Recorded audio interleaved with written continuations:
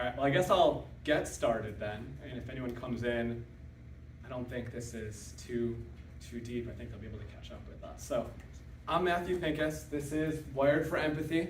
Hope everyone is in the right place. Gonna get started, but then before we get started, actually, I need to make a quick phone call. So just excuse me for a minute here. Take your time. And we're early, so I'm not gonna.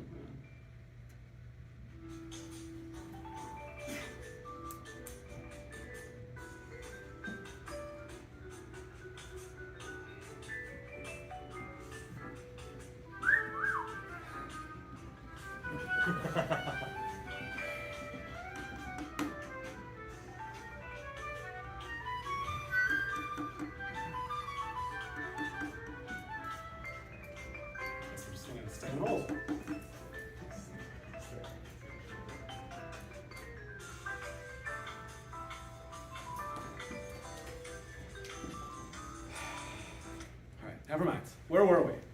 Yeah, Wired for Empathy. So, I'm Matt. I'm co-founder of Helpt. And if you've heard of us, we do outsourced support. So I'm here to talk about empathy. I learned what the word callous meant because my first girlfriend learned what the word callous meant and dumped me because I was callous and insensitive. I am on the spectrum. My now wife told me that when we first started dating. I'm really not the guy to explain empathy, but I think that I've seen the value of empathy, and a lot of what we do at Helpt is driven by the value of empathy, and so I wanted to take the chance to come here and give an outsider's perspective on empathy, the need, the importance, etc. So I'm up here as the expert. I've only been in the MSP space for less than 2 years. I think I'm going to give a little bit of background about myself. I'll start by talking about actually my last job, where I really learned about the value of empathy. That is not actually my last job, but that picture actually came a couple months after I started my last job. I was much younger then. This was still a while out of college, by the way. I was in Peru. I'm holding an alpaca. It actually pooped on me while I was holding it, but that's neither here nor there. So my last job, we sold widgets. We sold transceivers specifically.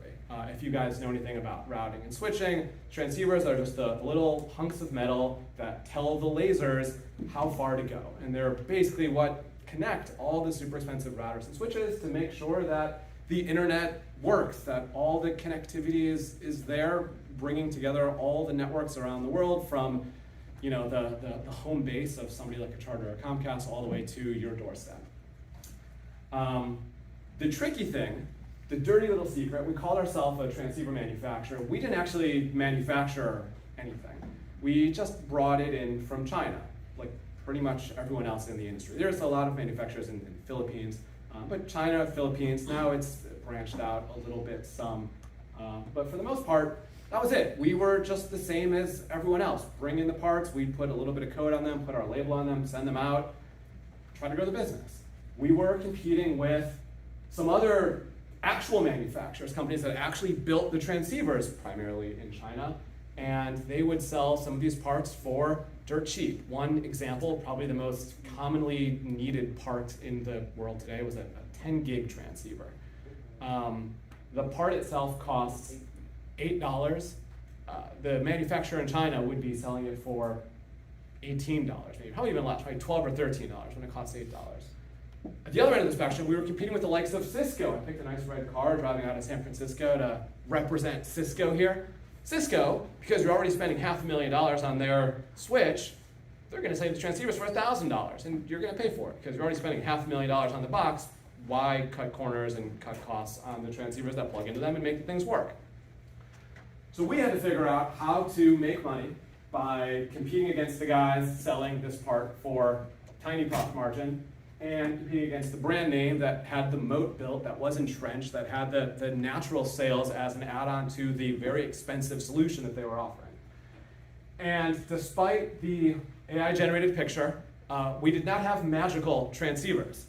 there really was no secret sauce to the transceivers. We had some marketing. We tried to convince ourselves and our customers that there was something to it, but really, we were trying to sell this part for $50, or really $250 instead of $1,000 and instead of $20.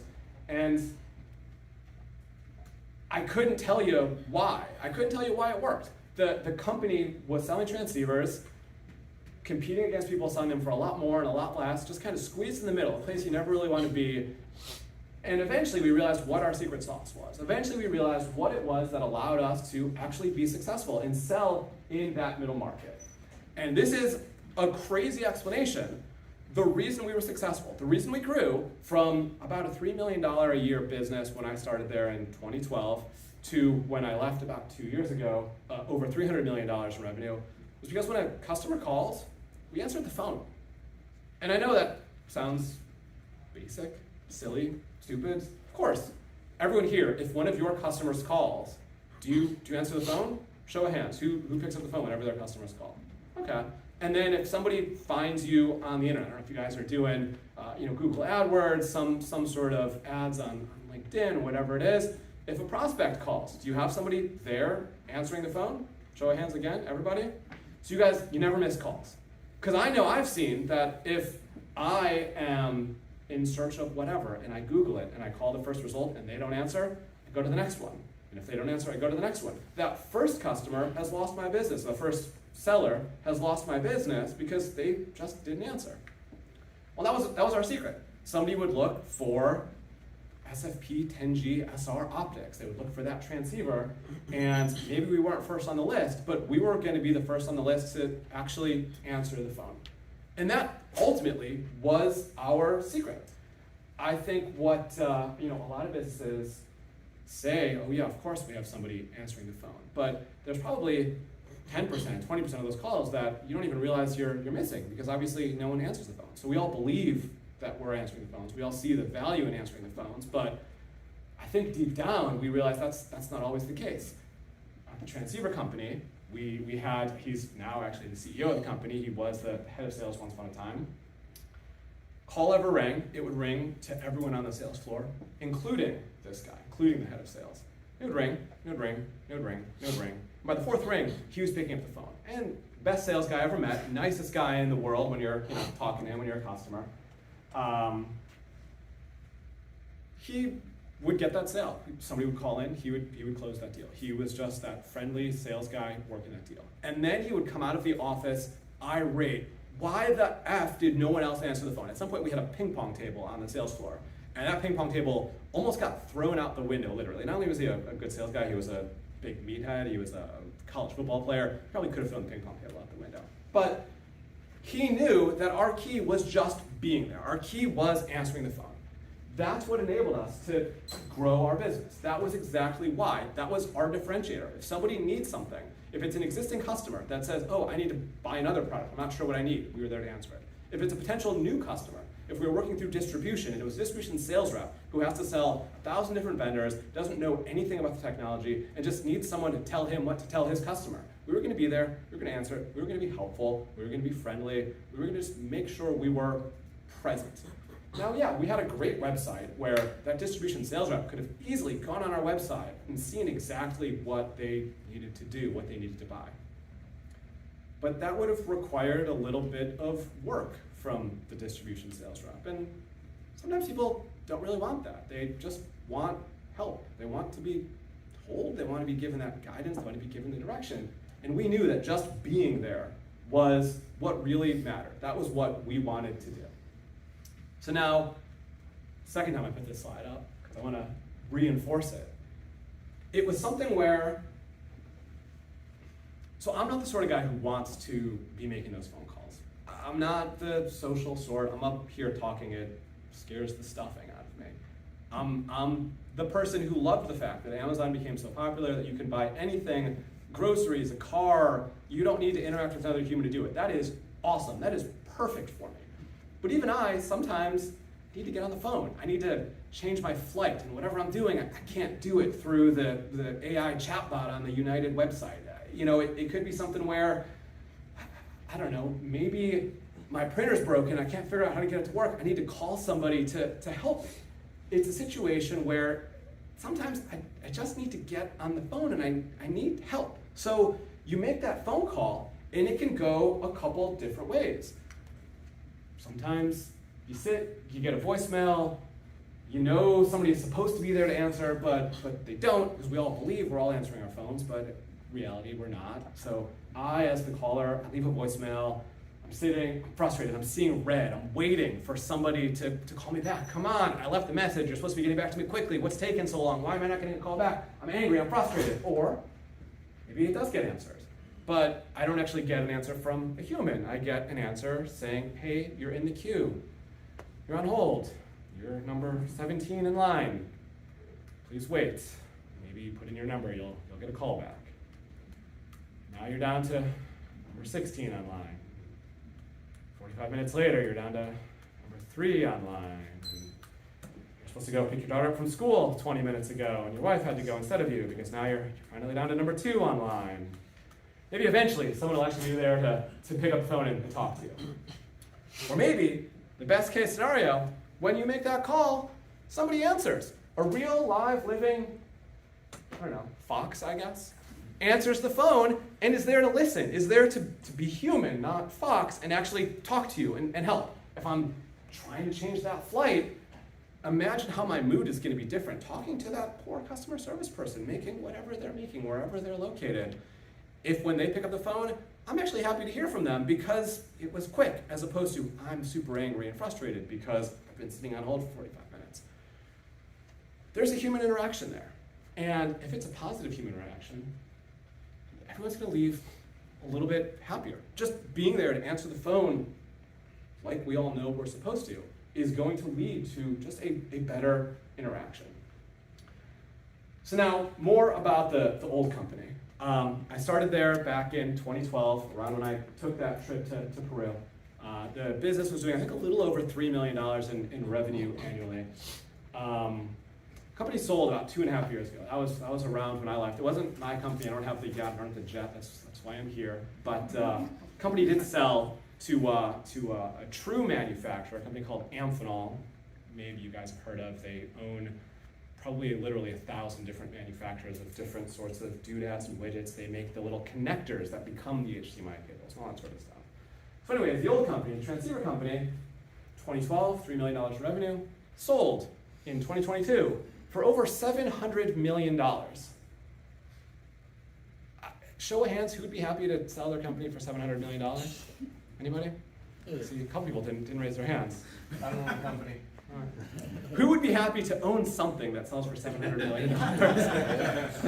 I know I would. So again, the question was, what was the differentiator? We had marketing slicks that told you all the cool things we did with our programming, but we were no different from the next guy.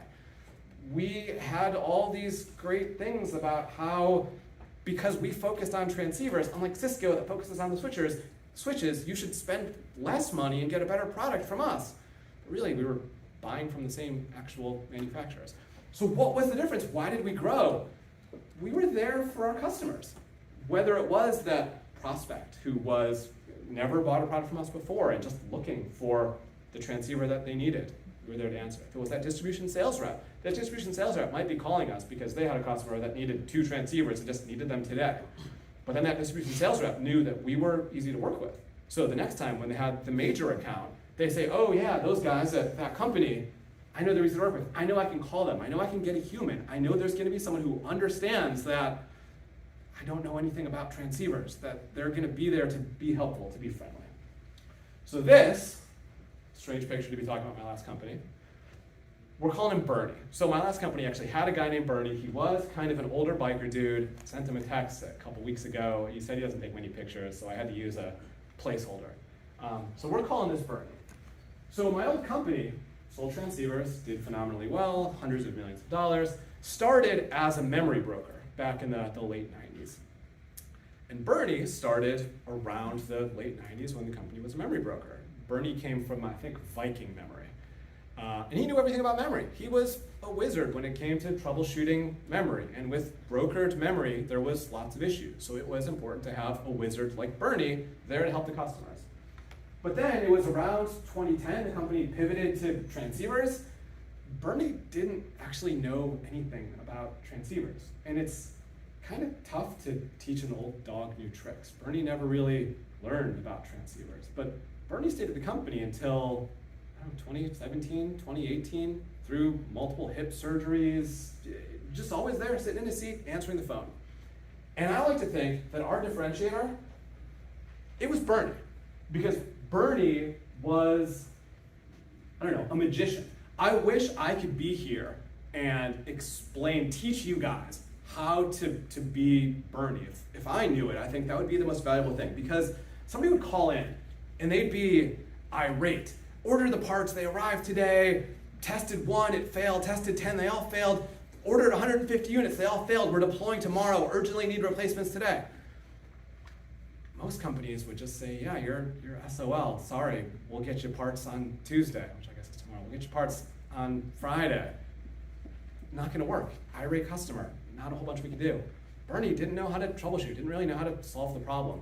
He might be able to find someone at the company who could jump in and help, but Bernie had this magical way where he would just listen to the person. Oh man, yeah, they all failed. Wow, that's super frustrating. Oh, and we really put you guys in a bind. Oh, I'm so sorry. That was terrible. I don't know how it worked. I don't know why it worked, but it worked better than any sales tool I've ever seen. Bernie would take a call from somebody irate, somebody seeing red, somebody livid, and he'd turn them into a friend. By the end of that call, he would be virtually down at the corner bar having a drink with the guy. Bernie would turn this person into his best friend, and that person associated Bernie with our company. So what he did was he turned that person into a friend of the company. And so ultimately, what I'm getting to with this very long-winded explanation of my previous business is that just having that Bernie was what enabled us to set ourselves apart. Just having that person who could take those calls, and even if they couldn't help phenomenally well, was just focused on listening, on understanding the actual problem, and in making the caller feel heard and understood. They grew the business. So how then does $3 million in a Bernie become $700 million? Where does that actual value come from? Well, first, improved customer satisfaction. I mentioned the distribution sales rep. Again, that could be somebody who has a range of customers from large to small.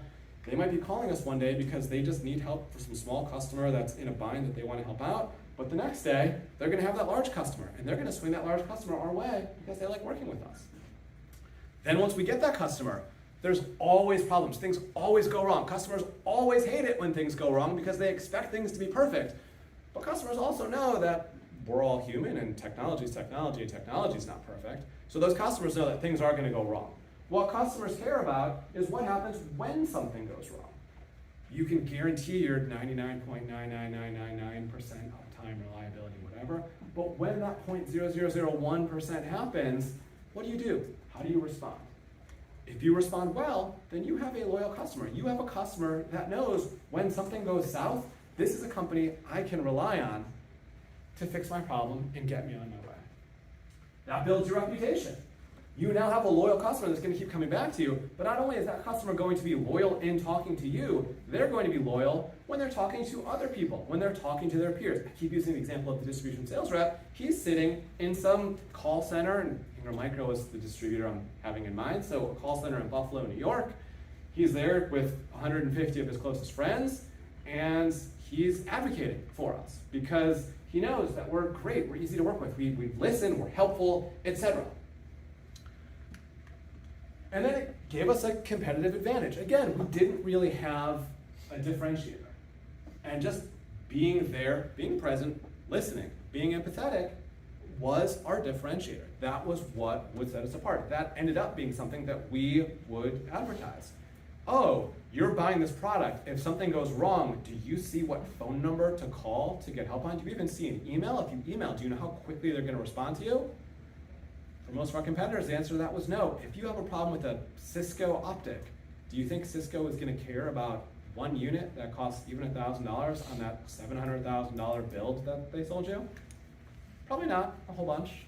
So that was our differentiator, and that was how we grew. That was how we got from Bernie to $700 million, and that sales guy, now CEO, has that yacht because he's the guy who got the chunk of the $700 million.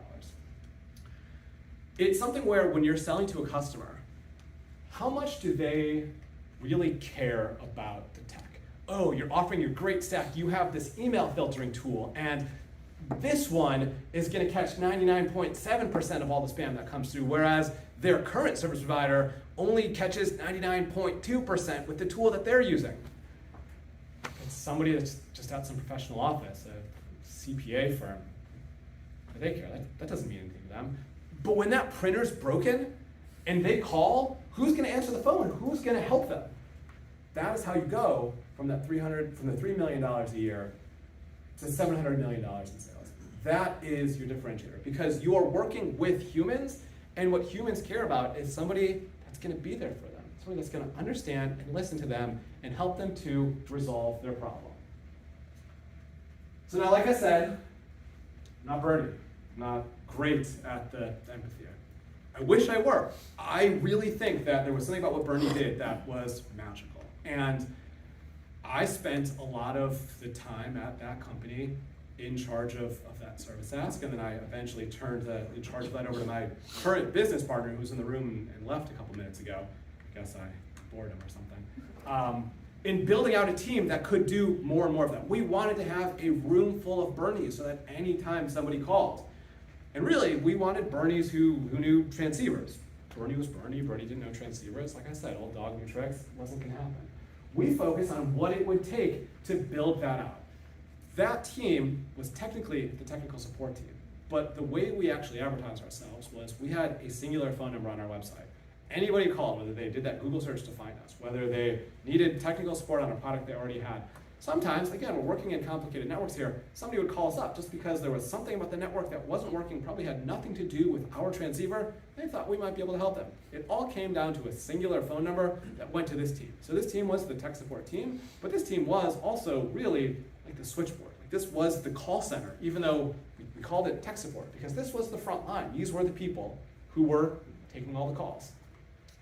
So, knowing that if I were the guy answering the phone, I might not be the best at it, but we have Bernie over there, how do we replicate Bernie? How do we do more of that empathy building? So it started first with hiring. So the first item on here is to hire for EQ, emotional quotient, instead of intelligence quotient. It's the same idea as IQ, but instead of just smarts, it's emotional smarts. So if you had the choice to hire someone, and it's a tech who's going to be at your company, and maybe most of their job is going to be doing, whatever deployments, they're going to be on site. They're going to be interacting with customers because they're on site. Yeah, they can lock themselves in the server room and have minimal customer interaction, but they're still the face of your company. They're still going to be the person that's on customer site. They're going to be having some customer interaction. So if you have a choice, you can either hire someone that is awesome, has every cert in the book, is going to be able to go on site, is going to be able to get this done, but is maybe a little brusque, maybe not the warmest person. Or you can hire someone who maybe has a few less certs, is interested in IT, got their degree, got their first cert or two, got their Network Plus, but doesn't have all the certs in the books. But they're friendly. Instead of spending their time getting all the certs, you look at their resume and you see, oh, they have a cert, and then they have a section for volunteering because they worked in the Children's Cancer Hospital. Well, that Children's Cancer Hospital isn't going to be something where it's going to help them do that on-site deployment, but when that customer comes and talks to them while they're trying to lock themselves away in the server room, you can bet that person that has that volunteer section on their resume, that's going to be somebody who's a lot warmer and friendlier. So maybe that deployment's going to take a little bit longer. There's some hiccup you ran into. When something goes wrong, because something always goes wrong, and that deployment's going to not get done on Saturday, and you need to have somebody come back and open up the office on Sunday to make sure that everything's rolled out by Monday, do you want the person who's maybe a little bit more brusque and has the know-how, or do you want the person who has that volunteer experience on their resume and is probably going to be very warm, very friendly when they are talking to the customer on Saturday about, oh, hey, sorry, I know you have plans on Sunday, but I'm gonna need you to come back in and open the office for me tomorrow. What I realized is that I wanted the person with the EQ. So starting with the resume, yeah, you want some skills, but the important thing is that you want someone that can learn those skills, which I mentioned at the bottom, the last bullet point, you look for that curiosity, the open-mindedness. I guess I'll skip ahead to that one a little bit. You want that person, I forget what the saying is, but if someone's not tinkering, they're not thinkering, whatever it is. I know it's not that. You want someone who has the home lab. But again, it's the same idea as you want someone who is putting themselves in positions where they need to be thoughtful, and the thoughtfulness for empathy is a little bit different than the thoughtfulness for building your home lab. So that's where stuff like the role playing comes in. When you're doing that interview, you can be that panicked caller. You can pretend, oh, hey, I really need to get this document printed. You candidate I'm interviewing, please help me as though I'm calling into you. So anybody in here, shout out an answer. I'm calling in, desperate, urgent, printer's not working, really need to get this document printed, have a meeting in an hour, and I need 50 copies of this. What's the first thing I should do with my printer not working? Any suggestions? It's fine now. I am here. That's great. So what are you going to do? Try to de-escalate. Okay. Yes, exactly. You're going to try to de-escalate. The person is panicked. But now, tactically, you need to try to resolve this issue.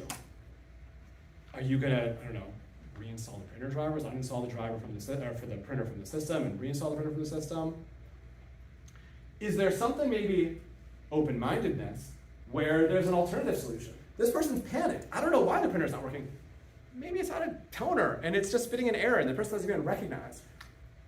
What's an alternative solution that somebody maybe with one level less of skill, but one level more of creativity and open-mindedness might suggest for this person that's panicked, that needs to have 50 copies printed in an hour for what they can do to get their printer working?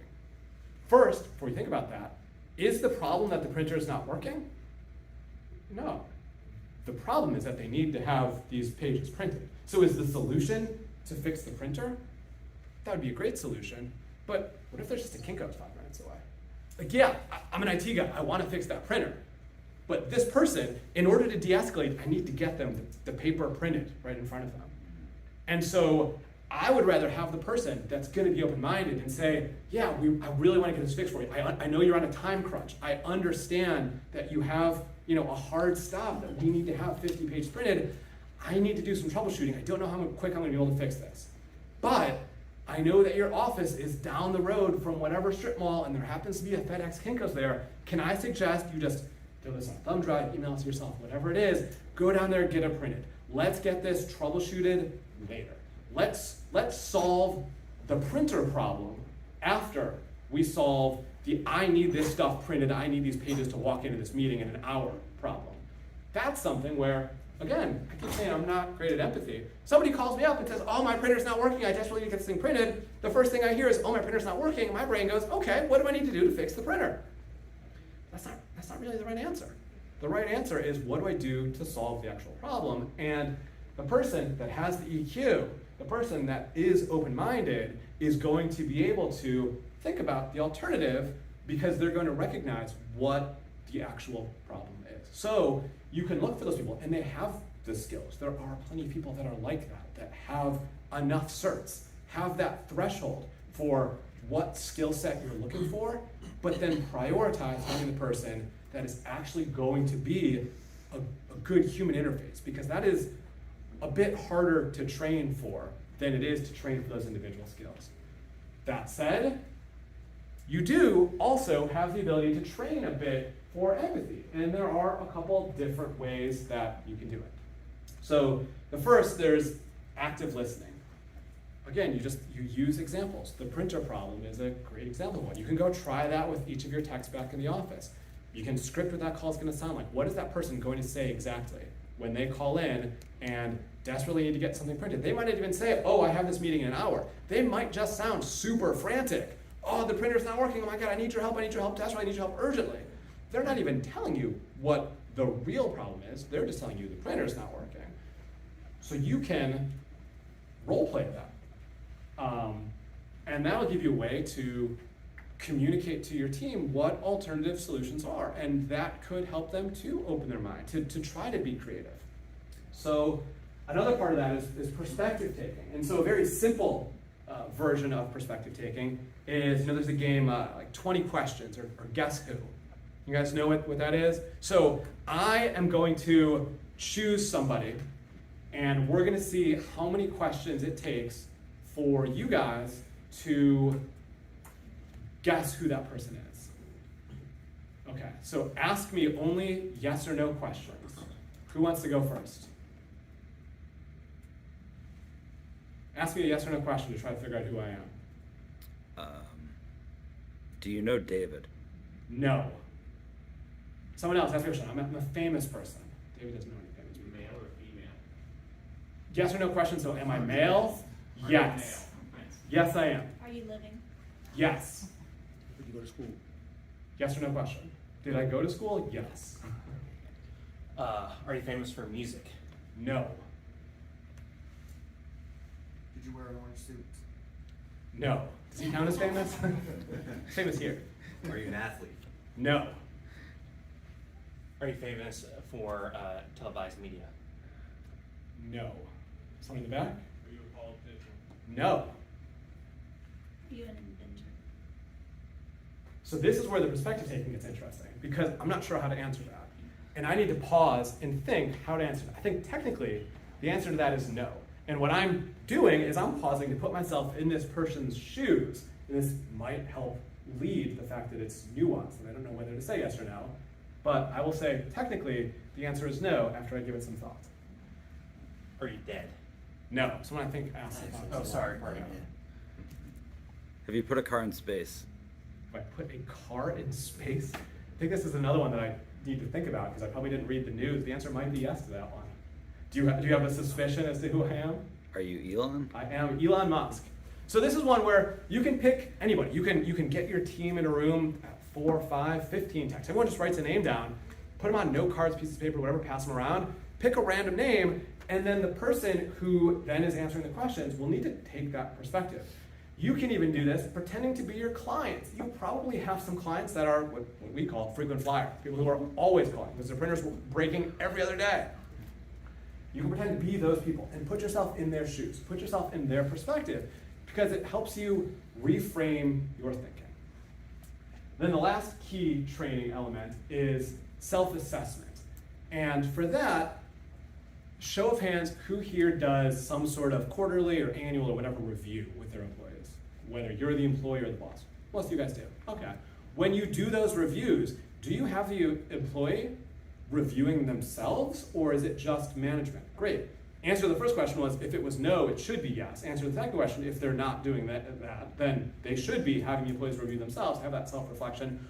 When you are having them do self-reflection, what sort of metrics are you measuring them on? Are you just asking, or are you being asked, are you doing a good job? Are you closing X number of tickets? Is it basic things like that? Or are you having them reflect on actual situations where they thought outside the box, did something creative? Or are you having them reflect on some of the successes where they actually demonstrated empathy? I think most times a review is fairly numeric. You might have some goals that are not numeric. You might have some intangible things on there. But I think generally, reviews, even the self-reflections, tends to be based on metrics, which I'm a metrics guy. I love having goals to work towards and having metrics that we're regularly measuring. But there's some space to have reflection, where you're thinking about the immeasurables. You're thinking about highlights where you've been successful in thinking about alternatives, thinking about being open-minded, solving a problem that was not an obvious direct solution to a problem. And so just having that on one of the assessments, on one of the reviews, is a way to get people thinking about past instances of being successful like that. And it is a way for you to encourage them to have those on their mind so that they can continue to have those opportunities to be successful in being empathetic and listening to the person that they're helping. And so what that leads to is having that just be part of your culture. Training is something that you should be doing at some level on an ongoing basis, but it's not the 9 to 5. It's not what you're doing all the time. Training is something you set aside some time for. But you want to have a culture where people are acting with empathy, where they are doing these things they're supposed to be doing all the time. And so how do you do that? You lead by example. You be empathetic. If I take a call, I am going to be doing my best. I will be telling myself that I need to be really listening and trying to empathize because I want to set that example for everyone else at my company, that this is how we operate. I will be empathetic with my employees when they come to me with a problem. I'll be empathetic with our customers when we're talking to them. Celebrate success. Someone does a great job. Somebody suggests that Susie, whose printer broke, go down to Kinko's. And gosh, we saved her life. We really saved her buns by making sure that thing got printed because she made it to Kinko's and back to the office on time with her 50 copies. We shouldn't just forget about that. We should celebrate that. That was a great job. You didn't solve the problem. You didn't even fix that printer. It turned out they needed a new printer. The thing was literally smoking. Something had melted inside of it. Okay, you didn't fix it, but that wasn't the problem. The problem wasn't that the printer was broken. You're celebrating that you solved the real problem of making sure that Susie had the printouts that she needed when she needs them. And the last one, bit of a curveball, is to encourage work-life balance. So, who here got a good night's sleep last night? When you're tired, how much harder is it to care? Near impossible. It's nearby. Exactly. You get short. It's hard. And so, work-life balance is a proxy, I guess, for taking care of yourself and encouraging your employees to take care of themselves. When somebody is happy and well-rested and content and satisfied and fulfilled and blah, blah, blah, blah, blah, whatever you want to say, it's just a lot easier to care about other people and to listen to other people. And it just makes you more friendly, more helpful. It just makes everything come more naturally. Whether you hire that person who is, brusque or not. It could be that you're all thinking about that one guy in your office who's kind of an a-hole, not the most friendly. It could be that he's just staying up till 3 in the morning, Twitch streaming every night, not getting a good night's sleep. And if you could just convince him to get a good 8 hours, he could all of a sudden become the most friendly guy in the world. And that's what I mean by saying work-life balance. You want to encourage your employees not to be burning the midnight oil. They don't need to be putting in those 12-hour days because it leads to them being more productive. They're going to be more productive, I guess we'll use the cliche, working smarter, not harder, working more empathetically than working harder. Just being able to listen and care because they have the energy, because they have the general life satisfaction to want to relate to people. I guess one great example is sometimes you make small talk with a customer. This was, using Bernie as an example, one of his strengths. Somebody would call in super frustrated. We need to get these replacements out today. We need to do our deployment tomorrow. Yeah, okay, hang on, I gotta run up the flagpole. I'm gonna ping some people, I'm gonna see what I can do. Just bear with me for 5 minutes. So what are you up to this weekend? Oh, you're going dirt biking. Oh, no kidding, that sounds like a lot of fun. I love getting on my motorcycle. I've never been off-road like that before. And you can build that rapport by just getting to know someone as a human. If you don't have that work-life balance, if your focus is just work, you can't really do that. It's a struggle. So have that balance, have that life satisfaction, and all of a sudden you become a lot more empathetic naturally when you're dealing with people. But you say none of it matters, because AI is going to come take all of our jobs. I don't know. Maybe. I mean, you look at all of the AI products that are out there right now. The generative AI will write whatever you want. I probably could have had it put together better slides than I did here. I use it for some images, graphic design stuff. It can do coding. When you guys are writing, I don't know how often you guys write anything, whether it's a blog post or whatever. Are you doing it with somebody there with you, or are you writing alone? When you're coding, you're doing any sort of development. Are you doing that in a group, or are you doing that alone? When you're doing graphic design, are you there with your buddy next to you and he's telling you which filter to use in Photoshop, or are you doing that alone? It seems to me like right now, most of what AI is doing is the stuff that we do on our own. It's not the stuff that we're doing with other people. So yeah, maybe AI will come and take all our jobs. Maybe AI will provide that warmth, that empathy. I know, somebody's going to develop that good AI girlfriend just because that's the sort of thing people will pay for, and people go where the money is. But do you think in your lifetime you'll ever really be fooled when you pick up the phone, if it's some great AI voice assistant that you're talking to, and you have that printer problem, first, will the AI ever be able to think outside the box and tell you to go to Kinko's? I guess if it's programmed with that as an option, then maybe it will, but I don't think we're that close to that. And then, will the AI make the small talk with you? Will it talk to you about the dirt biking while it's waiting for an answer? Because the AI, right now it's kind of slow, it'll get faster, but right now, you're sitting there waiting for it to generate its response. It's not gonna make the small talk with you. It's not gonna provide that human touch. It's not gonna provide that natural empathy. So yeah, maybe the AI is coming for all of our jobs, and if that happens, I don't know, I guess we'll cross that bridge when it gets to it. But right now, it feels like what AI is doing is all the stuff that we do alone, because it can't replace that spark of human warmth, that spark that you get when you're interacting with someone. So on the Whova app, I don't know if you guys noticed, I tried to use the template for a lot of this, so you're welcome, MSPGeekCon folks. There was an opportunity to enter questions, so I wanted to leave a few minutes for questions, but kick that off with the questions that were already listed in the app. Thank you to the people who submitted those. The first one, I think I kind of just answered. Everything's getting AI. How do you keep the human touch? Well, being there, answering. On the flight out here, I saw in the United magazine, there was a Cisco WebEx ad on the back cover that was something about how they're there to connect your customer to a human when they're done yelling at the robot. Because that feels like what AI is a lot now. Like the AI doesn't really replace anything. It used to be that if you needed to change your flight, you didn't need the AI bot to do that. You could just go find the setting where you changed your flight. Now you use the AI bot, and in theory, you can be more conversational and telling you exactly what you need to change. 9 times out of 10, it doesn't work. You need to get to that human anyway. So how do you keep the human touch? You move the human closer to that initial interaction. Do you want the customer angry by the time they're getting to the human? Probably not. So if you don't really trust the AI, then until the AI is really good enough and you're comfortable with that being the person that you're putting in front of your customer, then move the real human closer to your customer. What soft skills are the easiest to convey to techs that lack them? So this is, I think, a great question that I somewhat addressed. I think listening is really the question, and I guess active listening is the correct term. So active listening is, for example, when you're hearing what the actual problem is, not what the person tells you the problem is. You're able to read between the lines because you're really trying to understand what the person is saying. You are not letting them finish talking so that you can respond. I feel like, especially when I was younger, that was something where I struggled the most, is I was kind of just waiting my turn to talk. And that doesn't really lead to great conversations.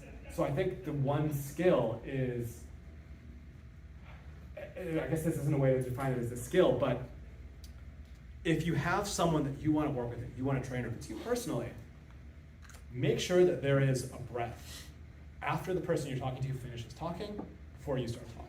Force yourself to have that moment to try to digest what is actually being said before you respond. Don't just wait for your turn to talk. They finish talking, you start talking, that's not it. You weren't actively listening. You were just waiting for your turn.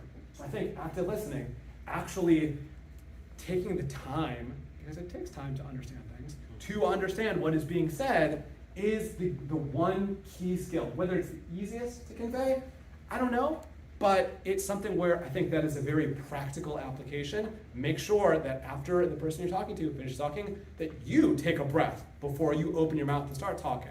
And it forces you to give yourself that breathing room to actually have listened. You're taking that breath, you might as well use that time to think. Using that time to think means you're actually thinking about what the person said, you're actively listening. And then last, how do you differentiate sympathy from empathy in tech support? Or I guess even generally, it doesn't need to apply specifically to tech support. And this is where the perspective taking and all those sort of games and exercises come into play. When it's empathy, it means you really understand. Somebody calls you up and says, oh, printer's not working.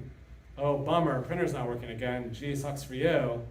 That's kind of sympathy. Sometimes sympathy can even come off as demeaning, condescending. I mean, sympathy can come off, if it's forced, as not sounding authentic. And so I think in a way, I would differentiate that by saying that empathy is one where I have actively listened. I have actually tried to understand what the problem is. And now that I've internalized it, I can really understand, I can contextualize what that problem is and how that person's feeling now that I understand the problem. Oh, I understand that the problem isn't that the printer's not working. The problem is that you really need to have this printout done because you're probably leading some meeting with the executives at your company and you don't want to make a fool of yourself. I understand why that is the actual problem. And now I, in the pit of my stomach, am imagining what it would be like if I were in that same situation. I now understand.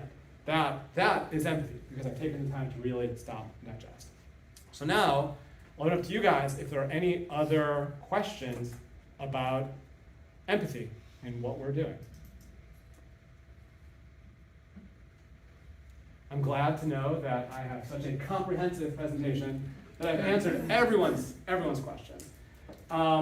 So I'm not shilling. I haven't really talked much about what we do, what my company does. So I'll just close on that. If there are any questions, if anyone wants to talk about what we do to deliver empathy, how you can deliver empathy, be here all week or at least until Wednesday. Come find me. Let's talk. And thank everyone for your time.